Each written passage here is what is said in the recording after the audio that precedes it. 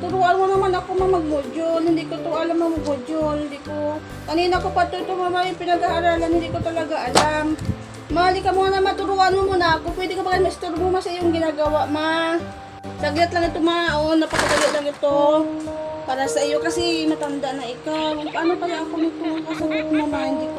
Anak, bakit mo ko tinatawag kanina? Ano ba problema mo, anak? Tungkol sa module mo. Sige, anak, tuturuan kita. Akin na nga. Ito pala tungkol sa TNA. Methods of enhancing the recreation, bamboo wood, and little products. Ay, tama, anak. Yun yung pinag-aralan namin noong kami nag-aaral pa lang. Marami akong natutunan dito sa teacher namin dahil napakatalino. There are many ways or method used on how to decorate finished products. Yan. Makinig ka sa akin, anak, na mabuti. At hindi pwedeng ako ang gagawa, ako ang sasagot nito kasi mali po yun. Anak ha, tandaan mo lagi na ang pagmumudyon, kahit nasa bahay lamang, dapat ang anak ang sasagot. Ang magulang ay gagabay at tuturo lamang. Kaya proud na proud ako sa'yo, anak, dahil may ganyan akong anak sa'yo, napakabait at masipag mag-aral. Maraming salamat mo. There are many ways or method used on how to school. Ay, anak, may nangangatok. Sino kayo nangangatok, anak? Buksan mo yung pinto, anak. Magandang umaga sa iyo, Mare. Salamat, Mare. Ito palang bahay niyo, Mare. Wow, ganda-ganda naman, Mare. Sige, Mare, thank you. Maringsi, pasok. At upo ka muna dito, Maringsi. Ito, Mare, upo ka muna dito, Mare. Thank you, Mare. Dito. Upo. Sige. Salamat, Mare. Sige, Mari, yun ba ang problema mo, Mari? Sige, itatabi ko muna tumigil ng ating anak. At yun ba ang problema mo? Ha? Tuturuan kita mag-Bisaya? Bakit, Mari? Kasi yung yung ka-chat, Bisaya, kaya hindi siya marunong mag-Tagalog. Sige, Mari, tuturuan kita.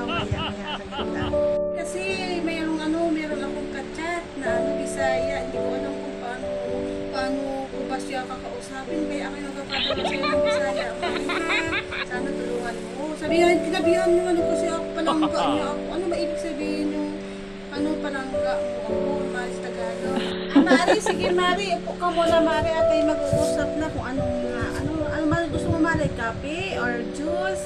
Para bakit hindi, sige, busog ka pa, Mari, sige. Ang ibig sabihin, Mari, na palangga kita, mahal kita. Wow, Mari, medyo mahal na sa'yo. Ang sabi niya kung saan ka, taga saan ka, kumara?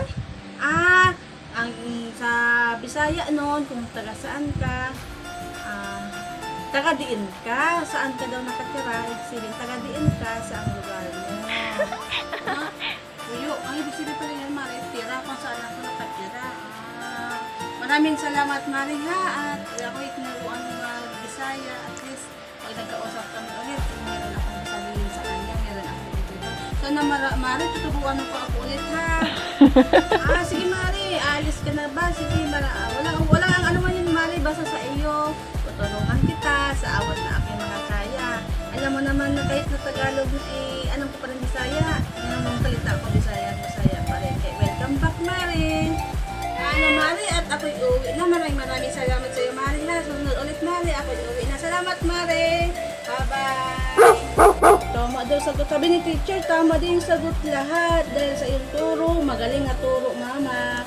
Kaya ako'y nagpapasalamat dahil may mama akong tulad mo, Mama.